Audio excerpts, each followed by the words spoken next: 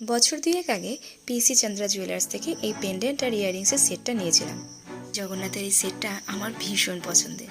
এদিকে নীলাদ্রির পাপা অনেকটা পথে অতিক্রম করেছে, আর আমাদের শুরু হলো আজ থেকে বিয়েবাড়ি। হুল্লোর, খাওয়া দাওয়া, মজা, মেকআপ, নিজের রেডি হওয়া সব কিছু নিয়ে চলবে এই বিয়েবাড়ির রেশ। নীলাদ্রি আর আমি তো চলে এসেছি বিয়েবাড়িতে, আর এখন চলছে গায়ে হলুদের লাস্ট রিচুয়ালসটা। এদিকে তো বরবাবু একদম লজ্জায় লাল, মিটিমিটি হাসছে শুধু। সবাই মিলে এবার জল ঢালছে, আর এবার আঁচল থেকে নিয়ে যাবে ঘরেতে। গায়ে হলুদ সারা হয়ে গেলেই আমি বসে পড়লাম খেতে, তার কারণ মেকআপ রয়েছে। একজনেরই মাত্র আমি ভিডিও করতে পেরেছিলাম, তারটাই আমি তোমাদের সঙ্গে শেয়ার করছি। তাও খুব ভালোভাবে করতে পারিনি তাড়াহুড়োর চোটে।